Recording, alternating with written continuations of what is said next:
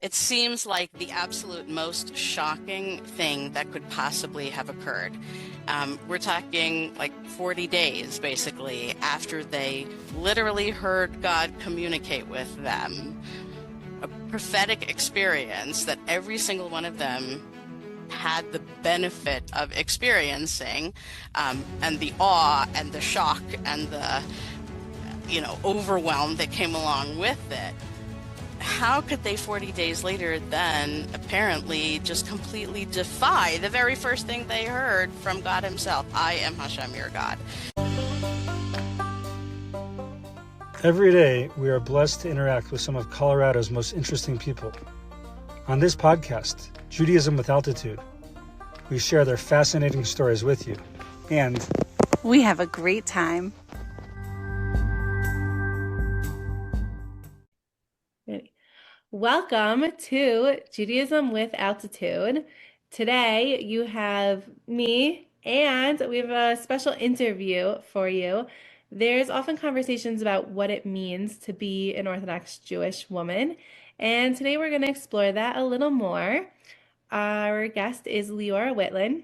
She's a brilliant educator, thinker, someone who embodies a life of Torah values and staying open to the world.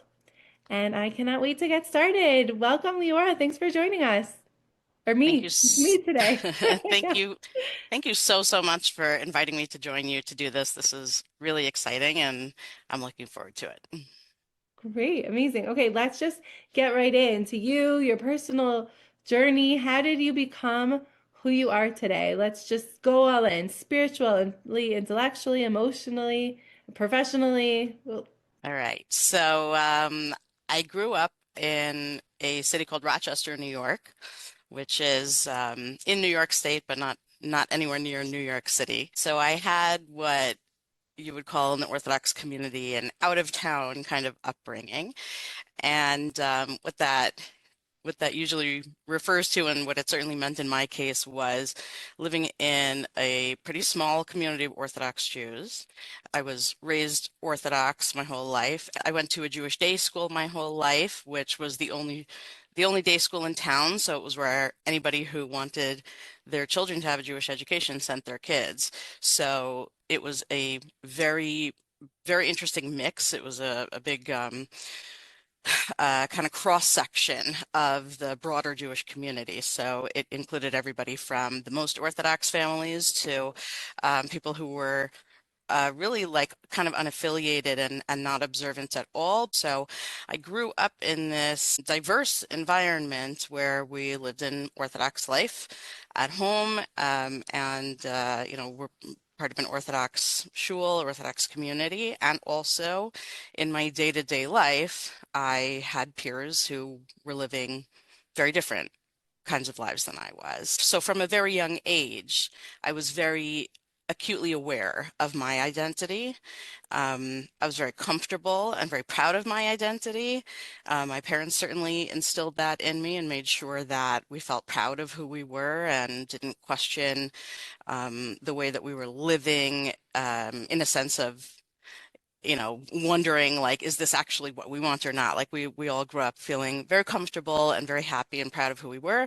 And at the same time, we also learned a concept that the rabbis called da masha tashiv, know what to reply to someone who asks you questions about the Torah, about the mitzvos. So, as a young kid, I was very cognizant of the fact that there are plenty of Jews who are not like me. Their way of being Jewish is not the same as mine, and we each make our own choices.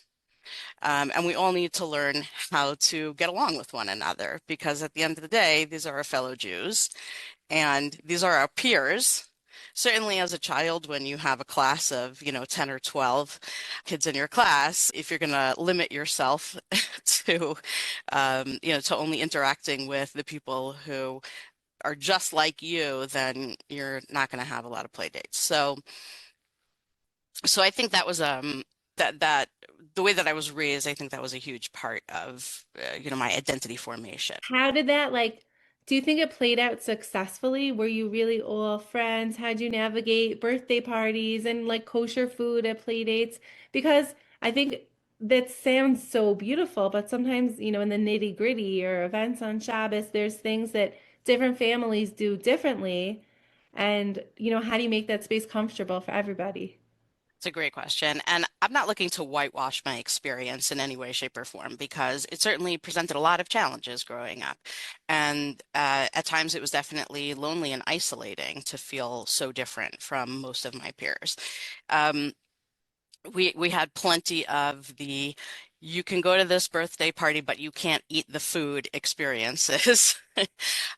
Or you're not going to be able to go to this event or this party because it's happening on Shabbos or because it's just not going to be suitable based on our family values. So there was also an awareness of how being different in this way could be hard and could be, yeah, like I said, like lonely and isolating at times. And also from a young age, I was very aware of intra-community politics and the ways that there can be a lot of conflict um, between groups of people whose value systems are somewhat similar, or there are some shared values, but then they also diverge in pretty significant ways as well. And when it comes to things like what is, what should be taught or not taught in the school, and what sort of policies should there be, and what sort of kashrus standards, for whether people adhere to the laws of kosher or not, or in some circumstances or to some degree or not. It certainly made for, I think, the kind of experience where you grow up sooner than someone who doesn't have to face or contend with these kinds of adult issues from a young age. That's interesting that you label it as an adult issue. Like, I'm not, it's just different that, there's different ways you could grow up where you could eat at all your friends' houses or not. Um, and yeah, it is interesting to have to navigate. I definitely see, I don't know, it sounds very interesting. And like you, you said kosher standards, it's talking about in school, right? Or at school events. Not necessarily, it was never pushed on anyone of what they have to do in their homes, was it? No, no. What was done in the school was one thing, and then what was done outside of school, that was everybody's own individual business. So when you mentioned birthday parties, like that's a classic example, and I've spoken to other people who grew up under similar circumstances to mine. And birthday parties are kind of the classic example of things where we were like participating, but we were also on the outside, like where we felt, kind of acutely aware of not being the same as everybody else. Totally. Yeah, my kids have had a few of those parties and they still remember from when they were like in preschool, like really little. Yeah. Remember I went to the birthday party at that person's house and I could only eat the cupcake you brought for me. Like it's really fascinating how it makes a Yeah, how difference. we don't even realize now as parents, like I think we don't even realize how formative those kinds of experiences really can be, and how they can really play a role in shaping our children's concept of themselves in relationship to others. Yeah. So I'm curious how these experiences have impacted your sense of self and your connection to your Judaism now, and then also professionally, you work in education, which is like a cool connection there. And if there is a connection, So I guess there are, of course, multiple factors. I have to say that I was blessed with an incredible Torah education. All of the teachers that I had were just extraordinary, committed, Torah observant, and very knowledgeable, skilled teachers. Um, and each one of them, really made a strong impact on me. And I guess the cumulative effect of that over the years was feeling a great love for Torah and for Jewish education, and understanding the outsized role that a Jewish educator can have in the life of a student, a child, a teenager, or even an adult for that matter. And I think that in part because of the small size of my community and the challenges that we faced with, within the school, um, I think in some ways the emphasis on strong, engaging, and and passionate Jewish education was just really strong. That's incredible. There's so many stories of, people with old Hebrew schools, right? Where it's anything but that. And it's amazing that your education wasn't that, and now you're bringing it forward to the next generation. And as the years go by, the more I am able to take kind of a panoramic view, and the more stories that I hear and learn about and read about of education gone wrong, and particularly Jewish education gone horribly wrong, the more I realize just how incredibly fortunate I was. And I'm just so incredibly thankful to everybody who was involved in my education, and certainly to Hashem, because it did not have to be that way. I feel like I had a rare, like a kind of rare experience in Mhm. that my education, my Torah education was just like so wholly positive and beneficial. Do you think you could recall maybe just one example of something from this Torah education that you're talking about, of whether it's an activity that you did to learn about something, or what made it so engaging, or an idea from it that you've carried with you? You know, what's interesting is that the things that come to mind for me when you ask that question, and I reflect on this kind of thing a lot, as you can imagine, it's not really so much about individual educational experiences as it is the, kind of unconditional in support, um, commitment, encouragement of my teachers, and the adhering to high standards.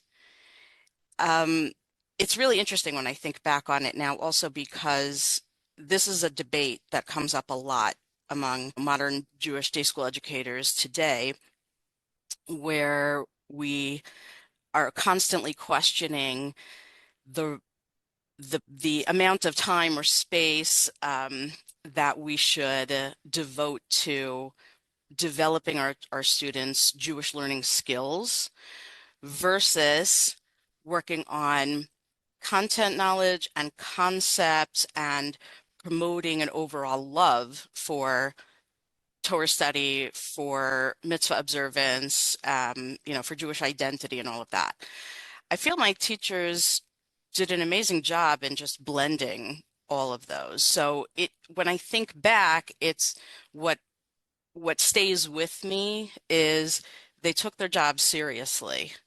They were definitely fighting uphill battles, um, knowing that they had students whose families really didn't care at all how well their children did in these teachers' classes, um, or even if the parents were supportive and did want their children to do well, their lifestyle at home maybe really didn't reflect in practice what the teachers were presenting to us in class. And that dichotomy is really not ideal and really presents some dilemmas, some pretty significant dilemmas to Jewish day school teachers under those circumstances. So it's really more of just the overall atmosphere, like the day-to-day efforts, the consistency, and the bigger approach that they took.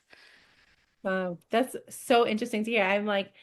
I'm here and present, and as you're saying this, I'm like, I want to take notes on these ideas. It really, I'm teaching Sunday school now at the Jewish Experience, and we talk about sometimes how much, like you're saying, how much time to put into this or that, or that it should be fun. And I really do see, and with talking to my own kids about, their school experience, that the environment in the classroom, for my kids, I see it 100% determines how they feel about school when they came home, right? If a teacher loses their temper and, for some frivolous reason, and it shapes like the whole environment and the respect, and it's really, it's fascinating. And then also you're talking about the skills versus the content. I never thought about it in that exact way.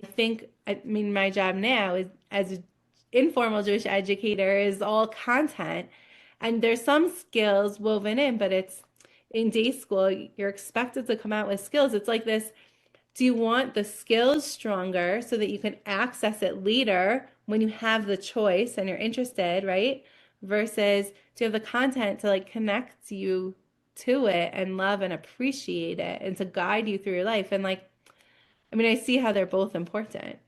You just hit the nail on the head, and you really described the push and pull, kind of really beautifully. I try to sum up my own educational philosophy, which really was shaped, by my own educational experiences as the desire, the goal of Jewish education ideally should be that we give our students we instill within them, we infuse them with an excitement and a love for Torah learning that motivates them to continue pursuing Torah education, Jewish education, even after their formal schooling years have concluded.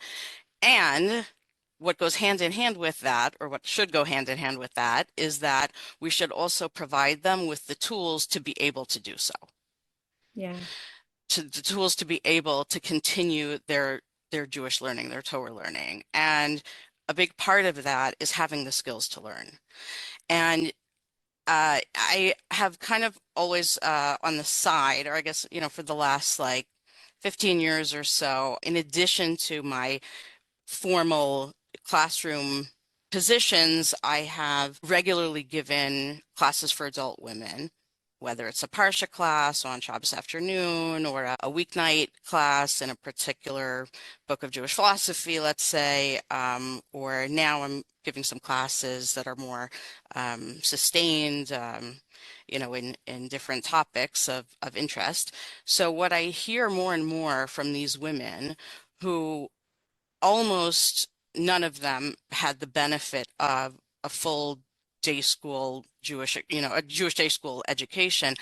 What I hear from so many of them is a wistfulness and a sense of regret and wishing that they had had the opportunity to get a Jewish education when they were younger.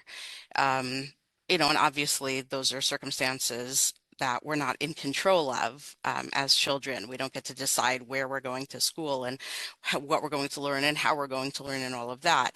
But I think that more and more, a lot of Jewish adults now, and I'm curious to hear what your experience or what you're hearing from the people you work with is like.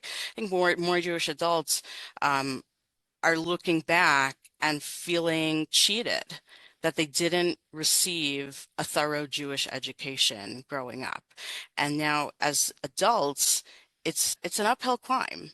It's a lot harder to make up for all that lost time and those missed opportunities to be able to acquire the very specialized and broad range of skills that are involved in being able to really pursue authentic Jewish learning at a high level. So interesting. Yeah.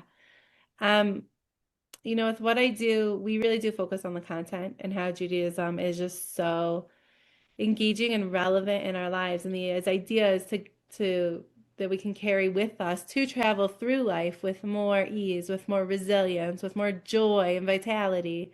And there's definitely a spiritual piece to that. But I definitely get into more of the content. I'm curious also, could you just define for our listeners, and then I think it's also just to hear what's your definition, so interesting, of what are these skills that we're talking about? Like, what are the basic skills that you would hope someone who's, wants to continue learning could have that would really enable them to go further with this? Sure. Yeah. And this is something that I spend like half my days talking about now in conversation with people all over the place in my work doing coaching and consulting and networking with Jewish teachers all over the place. This is like I would say this is one of the biggest areas that Jewish teachers, Jewish educators want to grow in. And it can be challenging even for people who are experienced educators and who did benefit from a comprehensive Jewish education themselves to actually be able to put it into practice and give those skills over to their students. So when we talk about Jewish learning skills, it certainly can vary a little bit depending, of course, on the age of the student that we're talking about. It might depend on the type of Jewish learning, like the kind of avenue or channel of Jewish learning that they are looking to explore. So, for instance, Talmud study has its own microcosm of skills that are involved in being able to pursue Talmud study in a serious way, and certainly in an independent way. My focus area would be on Tanakh skills. So Tanakh is an acronym for Torah, Nevi'im, Kesuvim, and Torah includes the five books of Moses. Nevi'im is the works of the prophets, and then Kesuvim, a little bit harder to define in a single phrase or word, but it's additional writings that were included in the biblical canon by the sages when they kind of completed, what was going to be in, and then locked the doors forever, so to speak. So this includes books like Tehillim, the Psalms, the five Megillot, so the Book of Esther, the Book of Ruth, etc. So those are the kinds of books, the books of Tanakh. Those are the ones that those are like that teaching those books is like my wheelhouse. And the skills that are involved range from, I'll just give some examples off the top of my head. First of all, being able to read and translate biblical Hebrew. That's the first place, right? That's the first part of it. And to acquire a whole language, I don't think I even have to talk about how difficult that can be and how much time that actually involves. Like enough said about that. So that in and of itself is the work of many, many years. And of course, the younger you start, typically the better off you're going to be. Yeah, Which just is to not to say that it can't happen later in life, right? right. It But certainly can. it is very involved. Just like to click, like there's the letters, Yep, and then there's reading it, and then there's understanding it and vocab, yep, and reading and translating and fluency. There's a lot of pieces. absolutely. And just yesterday, I was talking about this with some colleagues, and we were talking about how actually, even for Israeli students who are brought up as native Hebrew speakers, biblical Hebrew can still be a challenge for them, because it is not the same as modern Hebrew. Of course, there's plenty of overlap, but they're not identical. You might think of it as like if here we are speaking English, we're both native English speakers, and I think I would consider us to be quite fluent in that. But if you handed me a copy of, I don't know, Beowulf or or a work of Shakespeare, Yeah. or something written in, Old English, Middle English, we would be breaking our teeth over it because languages evolve. And from biblical Hebrew to modern Hebrew, we've got a few thousand-year stretch, not just a few hundred years. And so the differences are not insignificant. Other skill sets that are involved. So when you're reading Tanakh, you're doing what scholars would call close reading, which is you're really examining each word of the text, and you are analyzing it for so many different types of features. So you're looking at tense in addition to, of course, vocabulary. You're looking at vocabulary choice. So why is it this version of the word versus this other very similar word? Why is it in this tense and as opposed to another tense? You're looking for feminine and masculine because those are differentiated in Hebrew, unlike in English.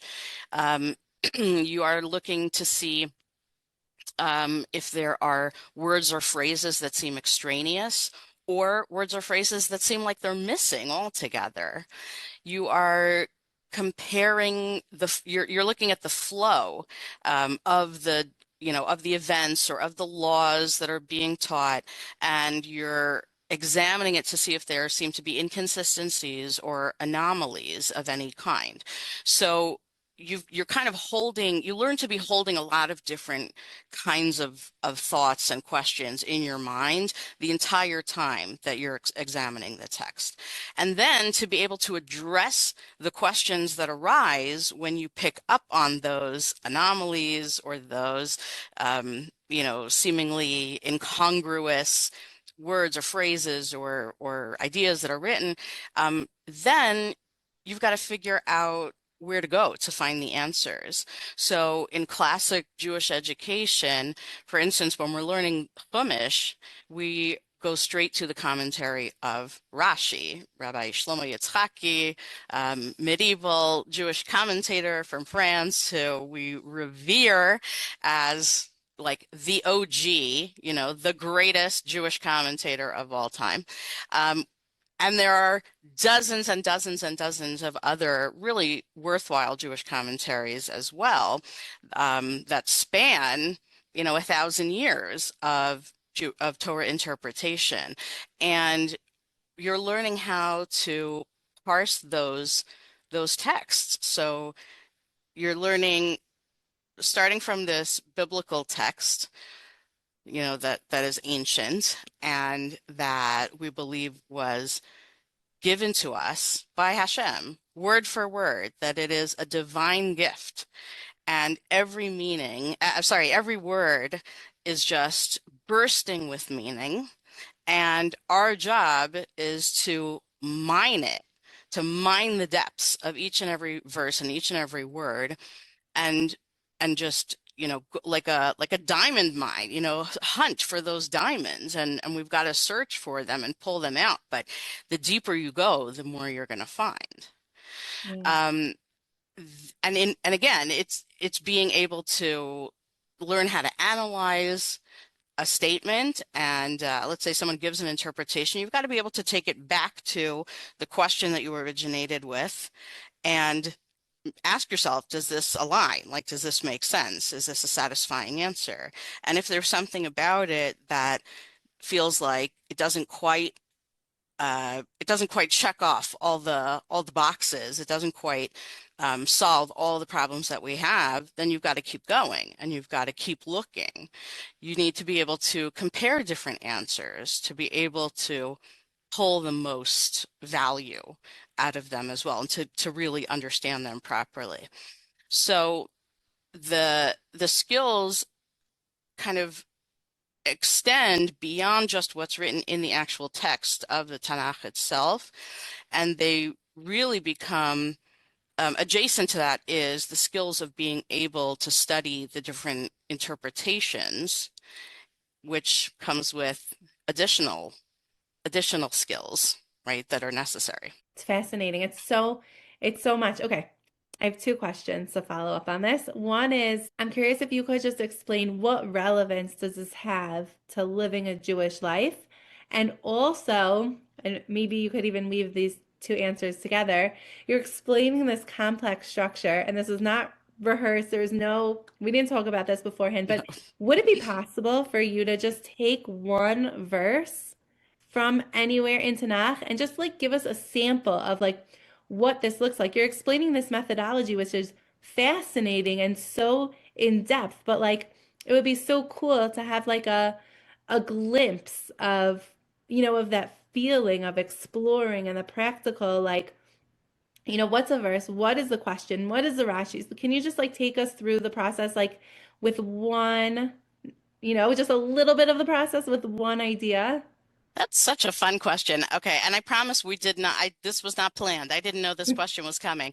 And it just so happens to be, I mean, we believe there are no coincidences. This is all straight from Hashem's plan. But right here next to me, I happen to have a chumash. You can see it's like the cover's falling off, and I've got like post-it notes that, stuck in weird places here. Um, And I will happily take you through a verse that I literally just taught in a class yesterday, doing this exact process with a group of amazing, brilliant adult women who are, thirsting for this kind of learning and love it and just didn't get to do this when they were younger. But take me back to the first part of your question. Yeah, just like it's very nice that we have all these texts. And I think a lot of times Yeah. when we think about this, like these are the things that scholars do, but how is it relevant and interesting for the day-to-day Jewish person? Okay, so that is such a good question, and you used the R word, as I call it, relevance. I tell myself and I tell other teachers all the time that we need to be making the learning relevant to our students. They need to see that this has a connection to and an impact upon my own life and my own circumstances. And I also, again, literally just yesterday, was talking to another teacher about how we were talking about giving tests or assessments in a high school, and I was describing the type of assessments that I used to give in high school classes, or that I do give, where even the test itself is designed to drive home this message that what we learned in this text matters in your life, that this matters to you, not you in 20 years or in 40 years when you're an adult with a job and a car and, bills and kids of your own. Sometimes people will say, I'll hear educators and educators that I adore and respect sometimes say, I want them to be able to help their kids with their homework. But to me, that's not the goal. It's great. Like that, I want that to be possible, but not because that's the end point or because that in and of itself is my focus. I want that to be a byproduct of the skills that my students gain and the enthusiasm that they have for Torah. I want them to be doing their own learning, and as a result of their continued learning, they're so knowledgeable and they're so enthusiastic that of course they can help their kids with their homework. That's a no-brainer. You know what I mean? Yeah, and that they're interested to even put their kids in a Jewish Certainly. education. Certainly. Yes. Yes. And you know what? And if they can't help their kids with their homework, if they can help them, find someone else who can or point them in the right direction, that's pretty fantastic too. So I'm not looking for everybody to become a teacher. I'm not looking for everybody to, become, devote their lives to Torah education, or have their Torah goals be something that's like in the far off future, in some hazy imaginary point. It's immediate. It's now. It's real. It's how is the Torah affecting me right now, and how am I understanding that the words of the Torah matter just as much today as they did when they were transmitted to the Jewish people on Mount Sinai thousands of years ago. So I am opening up this Chumash a little bit at random here. Let's see. And the topic that I've been studying with this phenomenal group of women is the story of the sin of the golden calf, or as we refer to it in Hebrew, the Chet HaEgel. Egel Hazahav means golden calf in Hebrew. And this is found in the middle of the book of Exodus, of Shemos, and it is um, it is in the parsha known as Kisisa. So if you want to follow along, if you have Yeah, a chumash actually, with I you, also happen to have a chumash on my also happen table to for have my one kids' nearby, right? homework. Pro tip, just have a chumash nearby at all times. It definitely will get used. Yeah. Okay, so if you go to the beginning of the 32nd chapter in Exodus, Perek Lamed Beis and Shmos, so Okay. this is what we were looking at yesterday. So the verse reads as follows: Vayar ha'am ki voshesh Moshe laredes min hahar. Now, I'm going to point out a few things along the way. All right, so sort of Yeah. like behind the scenes view as I'm doing it. So I just read the first portion of the verse. I didn't read the whole pasuk. I stopped at the word hahar, which, if you take a look in the Chumash, has a particular indicator under it. Mm. In Yiddish, this is known as trup. In Hebrew, it's called the ta'am. The ta'amei hamikra are the cantillation marks that are not written inside of a Torah scroll, but they are found inside of a chumash, and they're part of what's called the Masoretic tradition of how to pronounce the words that are written inside the Torah scroll. Because Hebrew does not have vowels as letters, it has vowels as what are called diacritic marks, if you want to sound really smart. They are like dots and dashes and other little symbols that are added in addition to the word to help you know how to vowelize them. So under the cantillation marks go along with that. That's kind of an extra layer, and they don't just tell a Torah reader, like my husband, where to, what like tunes to use. They also are indicators of stops and starts and what words go together as parts of phrases versus which words should be read as parts of separate phrases. So this is this is an important piece for people to learn. Underneath the word hahar in this verse, the word where I stopped, there's this sort of wishbone shaped cantillation mark, and it's called in Hebrew etnachta or esnachta, and that is a strong pause. It's kind of like a semicolon. So when I teach my students how to read a verse, they learn that they need to pay attention to that mark in order to make sure that they pause there. So we read until we hit the word with the asnafta, we stop, we translate what we've read so far. It kind of helps break it up so that it's not quite as wordy at the end, not such a mouthful to have to translate. And then we read the rest of the verse and then translate again. So this is just one example of one of these skills that students need to learn. So in addition to the reading, they're also paying attention to these marks so that they know how to break the verse down into phrases. So by Yeah, breaking it down into phrases, is it mostly relevant just for when you're reading it, or does it also help you determine the meaning of the verse or different messages? both. It's both of those things. That's such a good question. Yes. And it sounds like it's just a straight up kind of grammar type of skill or, or just know where to pause and take a breath, as if you're doing like a dictation or, a recitation or something like that. But what you're saying is exactly right. It also helps you to be able to decipher the meaning because even if you, let's say, even if you can translate every single word, you need to know how to break apart a full sentence into distinct phrases or clauses. You need to do this in any language that you're reading in, but particularly if you're doing it in not your first language. And even so, whether you understand all the words or not, having the ability to break the verse into phrases or clauses helps you with deciphering the meaning almost as much as knowing what the words mean. So can you tell us how in this? Okay. So in this verse, so I would go back now to the beginning and translate. So Vayar ha'am ki voshesh Moshe, laredes min hahar means the nation saw that Moshe, and here's what I do in my class.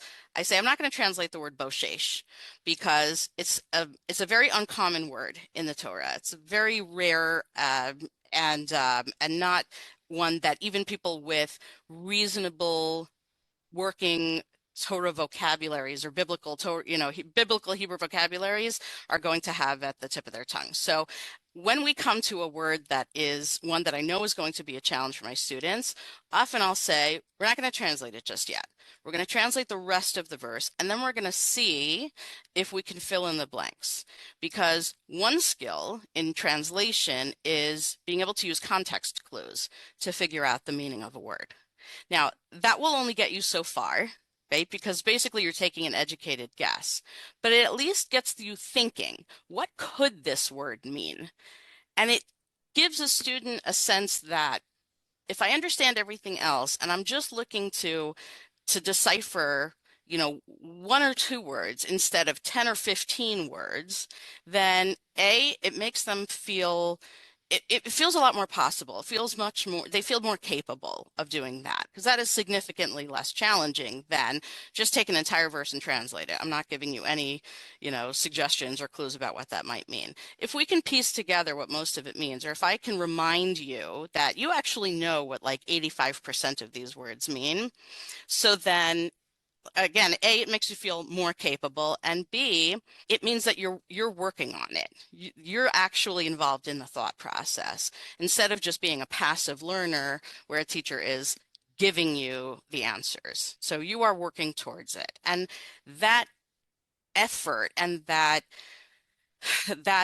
responsibility of you have to be an active learner, that's what Jewish learning has always been about.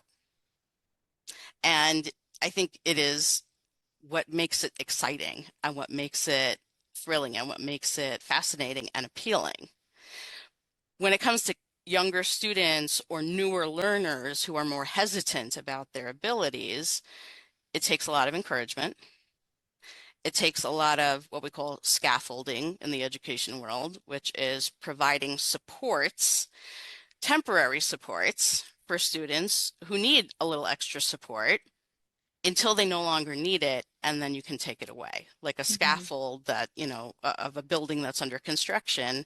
When the construction is done, or when the construction has moved up, to a higher floor, lived in Manhattan, there's always construction going on. There's always scaffolds everywhere. So ultimately, when they're no longer needed, the scaffolds are taken away So because this they're not necessary.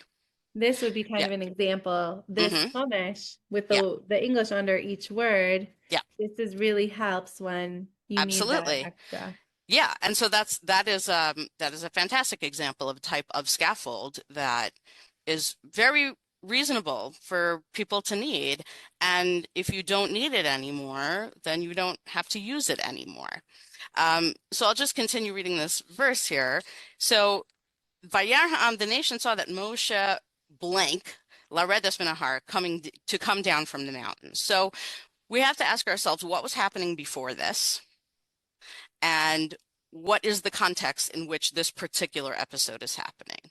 So if I'm Hmm. introducing it in isolation, and maybe I didn't teach exactly what came before this, my students are going to have to go back. They're going to have to look back at the verses that came before this in the Torah, and they're going to have to see if they can, figure out what was going on before and now where are we at. So the word boshesh, eventually what we're going to do is come around to the commentary of Rashi, because in my, the education that I was given, we start with Rashi. And then we branch out from there. But we start with Rashi, and Rashi often brings midrashic teachings.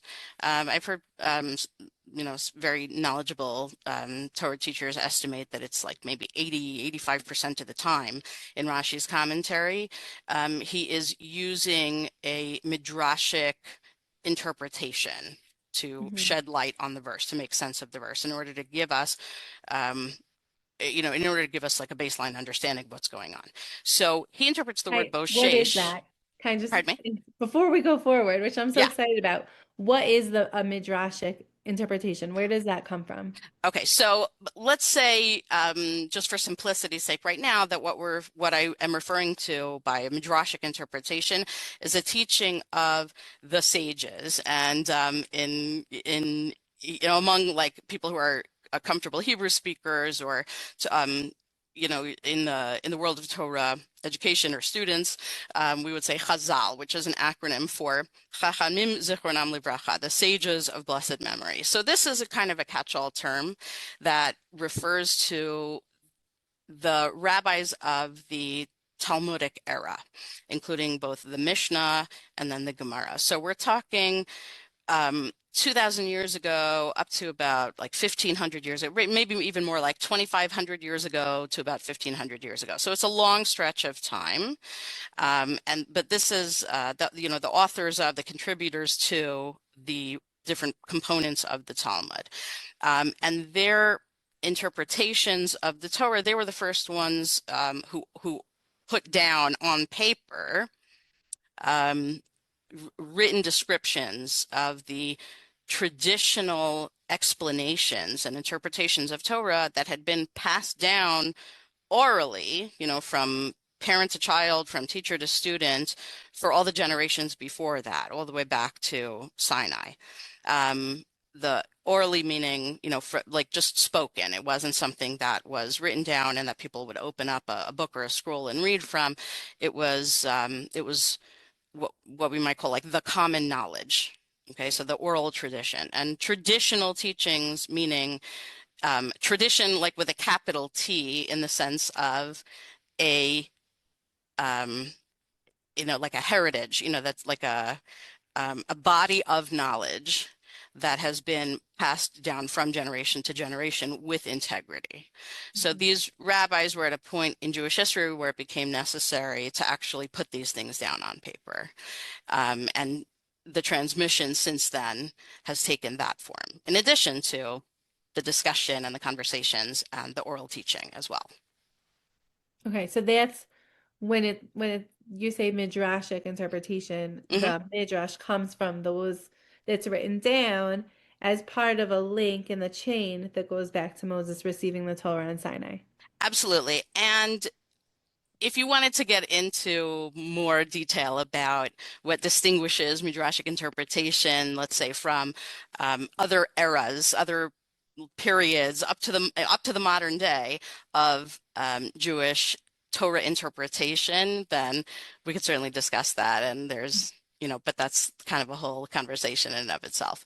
So Rashi interprets this uncommon word here, boshesh, as ichur, which means delay. And he's actually citing another commentary known as Onkelos, who wrote the first Aramaic translation of the Torah, which is found in a chumash like mine, or probably like yours also, Yeah. as like a sidebar right next to the Yeah. text of the Torah. Yeah. And So here it's it means that Moshe Rashi. was Yeah. delayed. So, okay, Moshe was delayed in coming down from the mountain. Well, we'll come back to this point and ask some questions about what does it even mean that he was delayed? Delayed from where, from doing what? If someone is delayed, that implies that they were expected at a certain time and they're not there at that particular time. So what might have caused Moshe to be delayed if he is in fact delayed? We're gonna like tear it apart.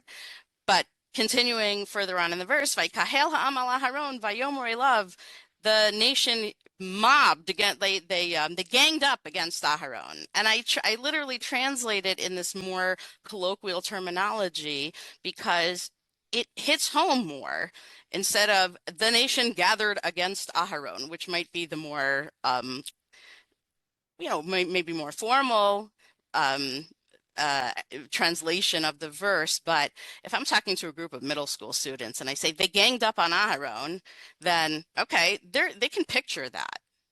And they said to him, Kum, aseh lanu Elohim asher yalchu lefanenu. They said, get up and make for us a new Elohim, which will go before us.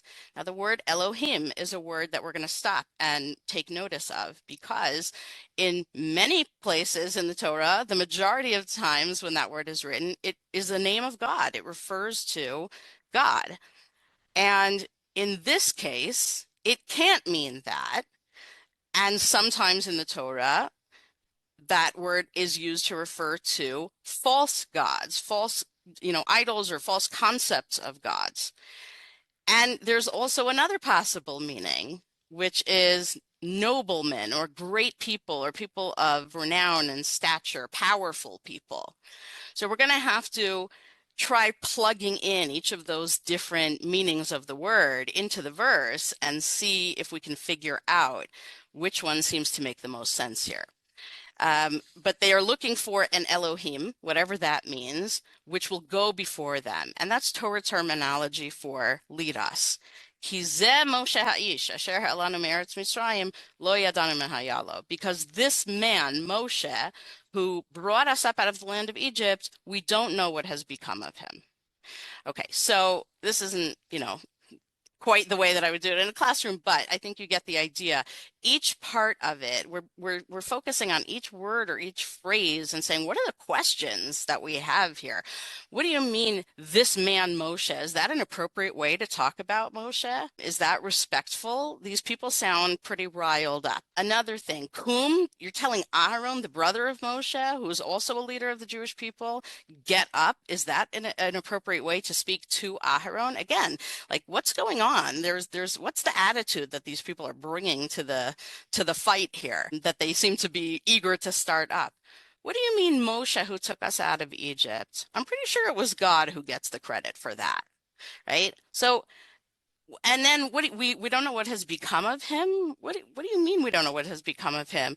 If we go back and look at what happened earlier on in the Torah, like just in the parsha prior to this one, then it becomes very clear where Moshe is. This is after the revelation at Har Sinai, the mass revelation that all of the Jewish people experienced. And then we're told very clearly in the previous parsha that God told Moshe to reascend the mountain, Mount Sinai, and have a one-on-one 40-day, 40-night personal chavrusa, a learning experience with God. And then he's going to come back down. And in fact, we hear just before this happens that God handed Moshe this set of stone tablets with as a kind of a concrete proof, as literally carved in stone evidence of what occurred at Mount Sinai, the mass revelation that took place, the giving of the Torah, Matan Torah. So we know where Moshe is. We know he's on his way back. We know he's about to come back to the Jewish people, and everything is going according to plan. And all of a sudden, the people seem to be going into this bizarre panic and demanding that Aaron make a new Elohim for them. So there are so many questions. And this is the approach that I was raised with, where you look at a verse and you just tear it apart. Like you are pulling it apart to get at the foundation underneath, and then you're going to build it back up.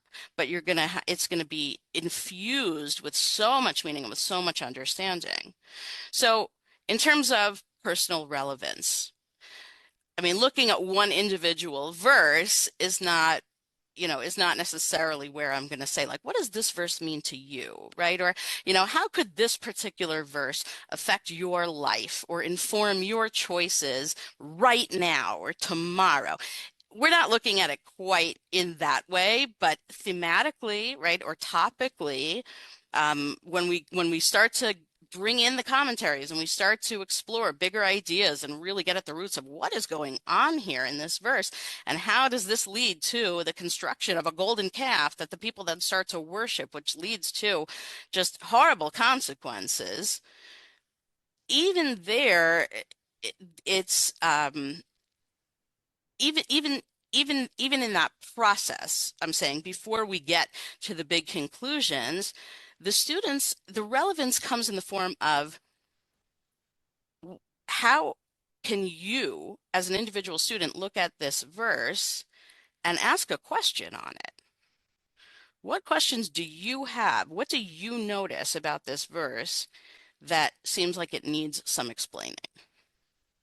So empowering students to ask questions, I think, is actually really the first step in making that connection and establishing an understanding within each individual student that this is relevant to me. Yeah. Wow. That's phenomenal. You're establishing curiosity, which, Yeah, I love to talk about relationships. That's a number one factor of a successful relationship is that people remain curious about each other. So too, we can use that, in everything. And that when we can start to, ask questions and be curious, then we could grow that personal connection with these ideas. that's such a beautiful thought. Yes, and curiosity is definitely something that we want to instill within them. And I think adjacent to what you're saying is also an understanding that when you care about something, that means you ask questions about it. Yeah. Wow. Or when you could probably flip it the other way also. When you start to ask questions, Mm, then you can develop that care yeah. also. Right. That's showing investment. Right. It's showing that you want to know more. That is showing care. I want to Yeah. know more about this. I want to know more about you. That's the hallmark of caring about something or someone. And I also think that it trains you in a mode of thinking where you always know to go b bit below the surface. You just know that whatever whatever something appears to be is not necessarily what it is. Or Yeah. there's a lot more going on that you don't know about, and maybe you need to do some digging, and maybe you need to ask a lot of questions to try to figure out what's really going on here. Yeah, what an incredible life skill, right? To take that. Let's say you're supposed to meet your friend for coffee and they don't show up, right? Immediately you could just be upset with them and blame them and what am I missing for this coffee that you never told me?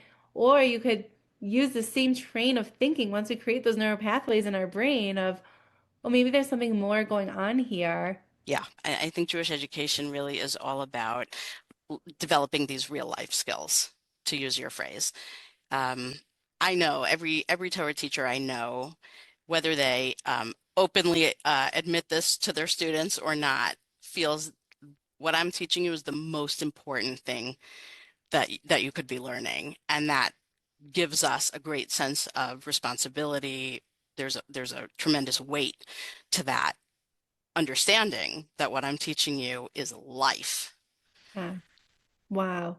This is incredible. And I could also see just even from this one verse and taking it apart and asking questions and the questions you brought up, the values that those instill in the students of any age learning this of, oh, how do we talk about Moshe and how do we talk to Aaron? And, especially as you're raising kids to be respectful of people around them and elders as I think it's not simple in this generation. And right Right. here in this And one verse, as great of a leader as Moshe was, arguably the greatest Jewish leader of all time, we still should be careful that the one that gets the credit for the Exodus is God.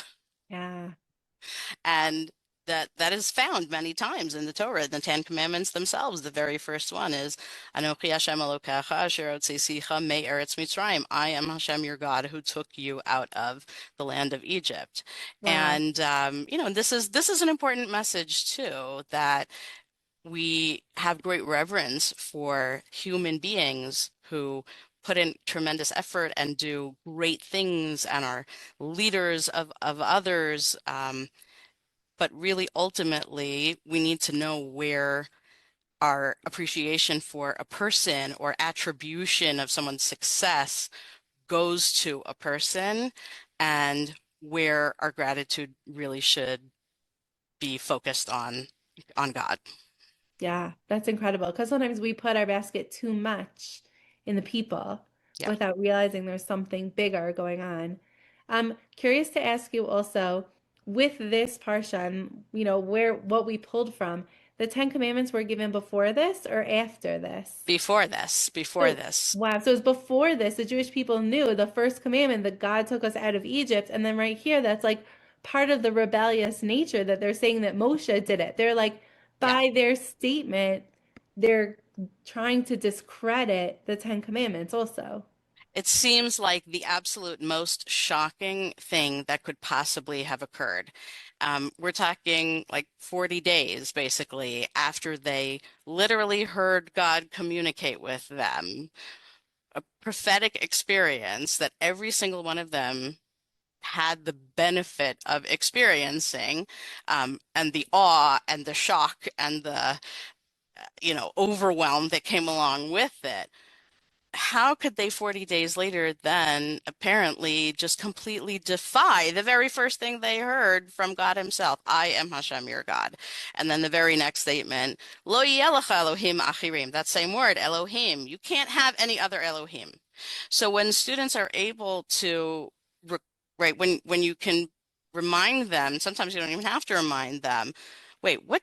We just had the Har Sinai, the Mount Sinai experience. They just heard the Sara the Ten Commandments, what was the very first one? What was the very second one? And the kids will immediately be shouting like, "But how could they do this? You're not allowed to," right? At any age. And adult students also will be like, "This, what? Like, how could this possibly have happened? They just we're told, you can't have any other God. And one little thing seems to go awry and they just fall apart and collapse.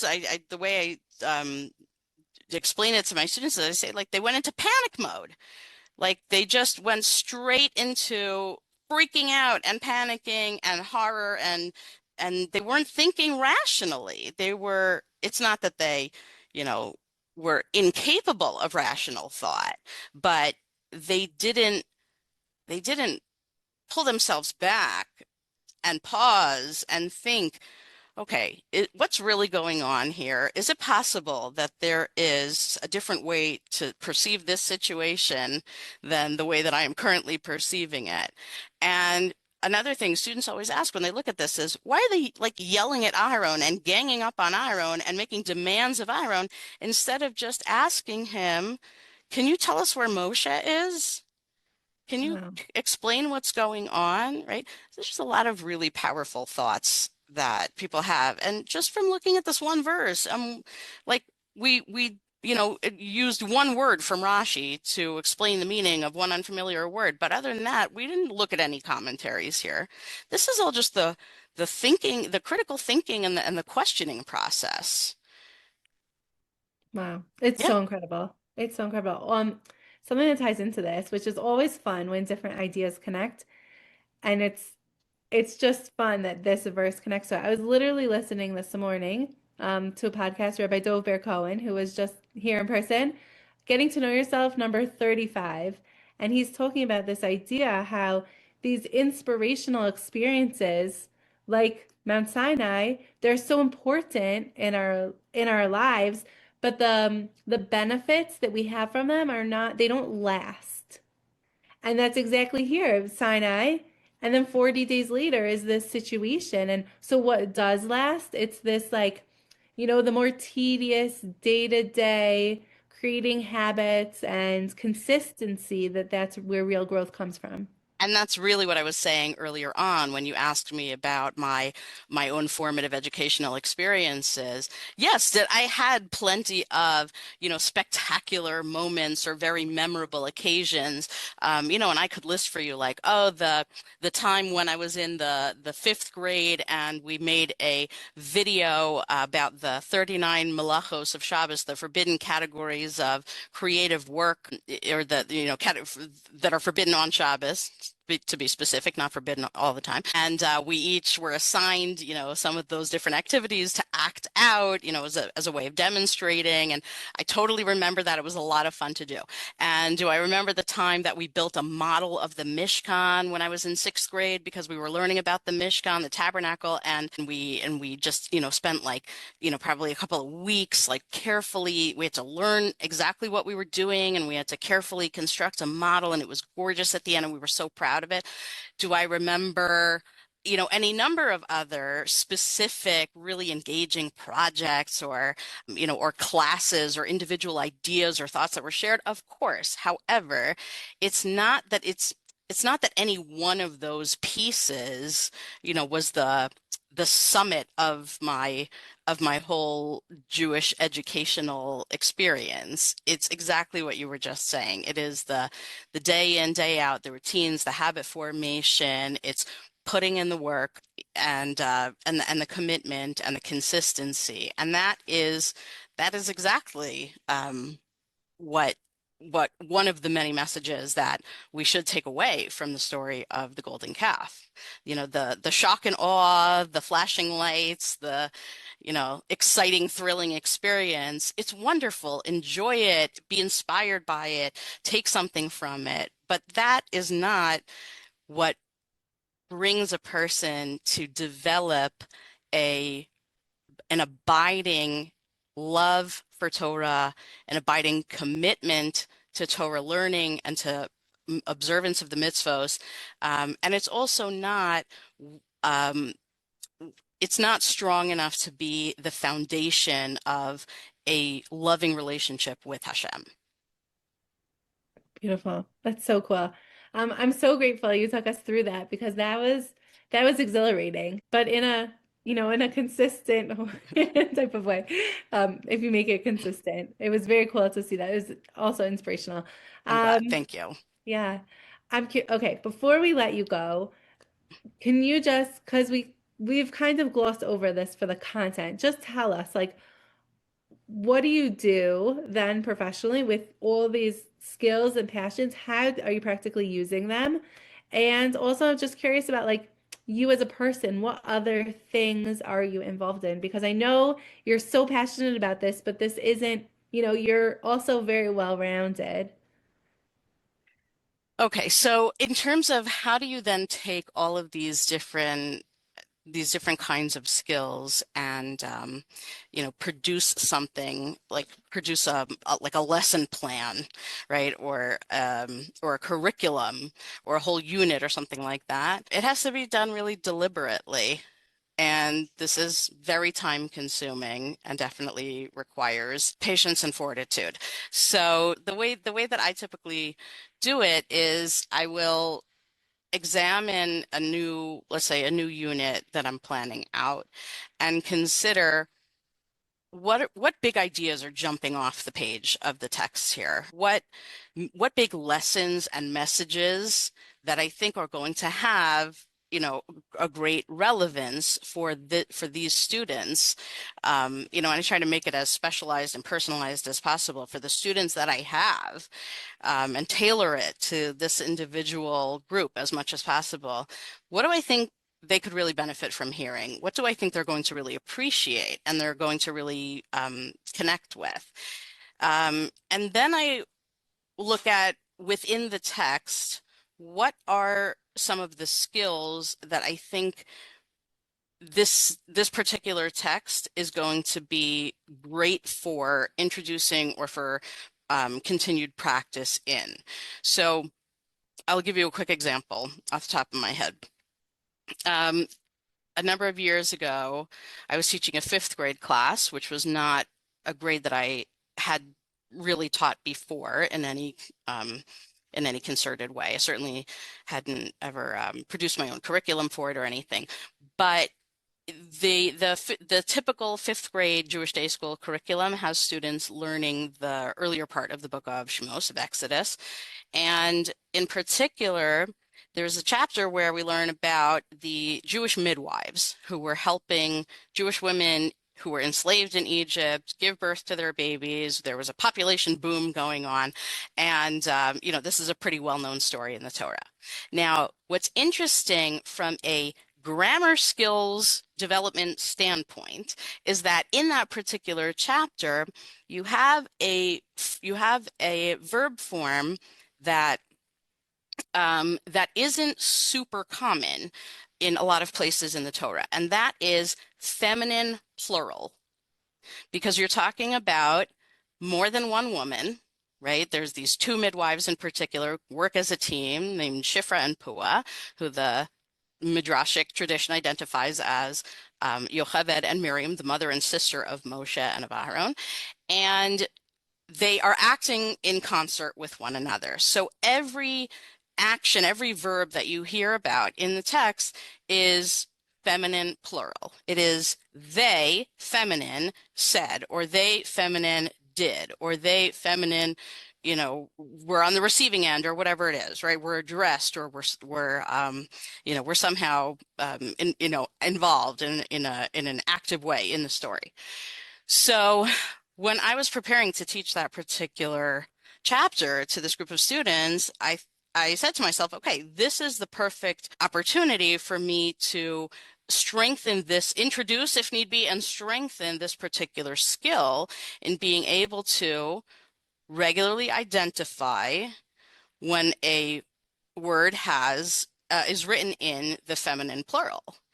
And in order for them to practice that, so aside from pointing it out each time we came across it, and writing those words on the board, and underlining the prefixes and the suffixes that indicate that something is feminine and that it's plural, and having the students look at the text and call out every time they found one, or count how many words they could find in these verses that have a feminine plural verb in it.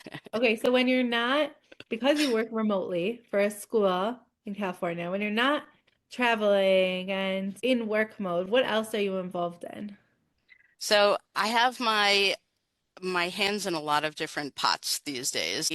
I work remotely, like you said, for a school in California as the Judaic Studies Department chair, where I meet over Zoom or over the phone with teachers when I'm not present, and am in communication also by email. I take care of making sure that they have all of the materials and the resources that they need. I'm researching different resources, or let's say like texts or ed tech tools that they might use either now or at some point in the future. Coordinating with the senior administration, those kinds of things. And then I'm also teaching a class for also remotely for a school that is based in Seattle. In addition to those things, I also have the incredible privilege and incredible fun of being the leader of a community of practice called the Torah Teachers Lounge, which is a branch of an amazing organization called CORE. The website is coretorah.org, which is all about supporting Jewish women who support Jewish women. And the community of practice that I get to work with is other Jewish women who are teachers in all kinds of Jewish schools around the world, particularly middle school, high school, and now also some seminary teachers, so post-high school education based in Israel. And I consult with a lot of these teachers. People message me or call me all the time with individual questions or dilemmas or just things they wanna run by me. I have created a lot of curricular materials, mostly out of necessity over the years. But I put a lot of hard work into them, and when I feel that they're up to snuff, then I happily share them and go through them with other teachers who are looking for something that they can use in their classes. And that coaching, mentoring teachers, I realize that this is what I'm just incredibly passionate about these days, is supporting Jewish women educators.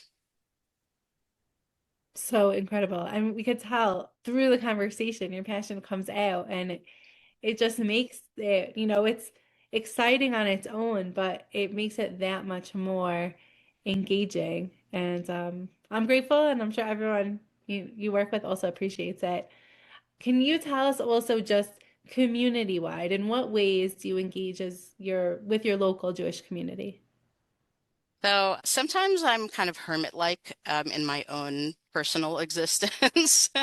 Um, I have kind of like what they call an ambivert personality. So, I have like extroverted features, but then sometimes I also need to be an introvert and just hibernate for a while and not talk at all or interact with people at all. And then I, recharge my batteries and I go right back out to it. But in my own community, I see myself as just somebody who is part of a community, and everybody needs to play their part, and we all have different things that we can do, and we give what we can, and we offer what we have to offer. So for me, I try to show up in the form of an educator by giving classes in the community. I love being able to, let's say, give like a Shabbos afternoon Parsha class for anybody who wants to show up. Sometimes I'll reach out to like someone from one of the different shuls in the community and say, I just really want to teach a class this Shabbos. Can we make it happen? And they usually humor me and are very gracious and allow me to teach a class. And I just kind of feel like all right, if somebody else shows up, that's nice, but I got to learn something and I enjoyed it. So, so it's really more for my own benefit than it is for anybody else a lot of the time. But I think it's important to make sure that there are Torah learning opportunities, like meaningful, rich, intellectually stimulating Torah learning opportunities for adults in the community. And I also am involved in our local mikvah. I'm an attendant at our local mikvah. I happen to live really close to it, so when this mikvah opened for use, I told the directors that I would be happy to take on the role of attending for users who come on either Friday nights, so on Shabbos, or on Jewish holidays. Um, my children are also not babies anymore, so it's a little bit easier for me to get out of the house in the evenings. My kids can all go to shul with my husband, and I don't have to worry about, leaving anybody at home.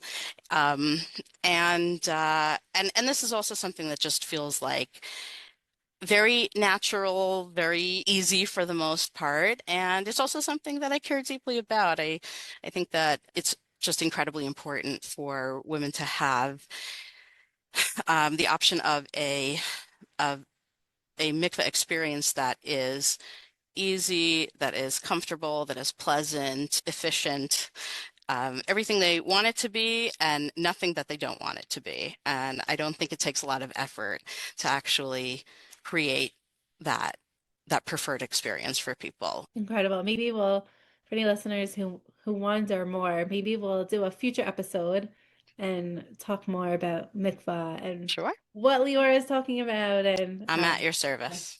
Thank you. Thank you. Thank you so much for joining me today and sharing your love and your passions. And it's so beautiful to be able to connect with you in this deep way. I feel like I got a private session here, which is the best. And yeah, so grateful for you taking the time from everything you're doing to meet with me today. This was really a lot of fun for me, very exciting. I love podcasts in general, and I love Jewish podcasts. So to get to be part of one is an extreme honor.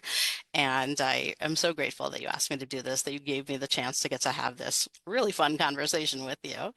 Um, and I just want to also thank you. You and Rabbi Wolf do incredible work in this community, and you are so loved and so valued. And we're just really grateful to get to be friends, to get to be colleagues, and just people who get to share a community with you. So thank you for everything that you guys do.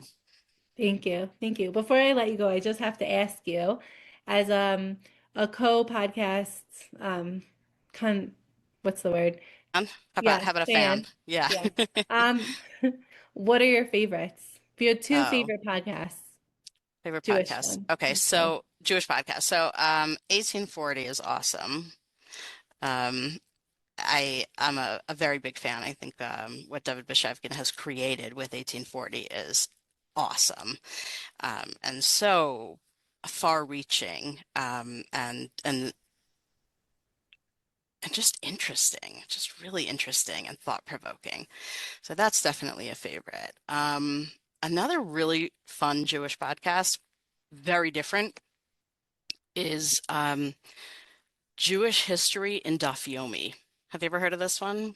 No, sounds It's interesting. with Dr. Henry Abramson from Turo. He's a historian and he is a lovely person. He actually came out here to Denver for a visit, I think about a year ago. And I went to hear his talk because I was just so excited from having listened to his podcast, and I knew how enjoyable and engaging and incredibly knowledgeable he is. So it's like 2 minutes each day, and he touches on some aspect like pertaining to Jewish history that is found on that day's Talmud page in the Daf Yomi program. Wow. So, yeah, wildly different from the first one. But if you're looking for just something, just a brief, a short 2 minute infusion of Jewish history into your day, I really recommend this one. Okay. So cool. Thank you. I appreciate that one I had never heard of. Um, yeah, thank you for I'll sharing send you a those. link. Thank you. Amazing. Okay. Thank you again and have a great day. You too. Thanks so much for this. Okay, thank you. Bye. Bye-bye.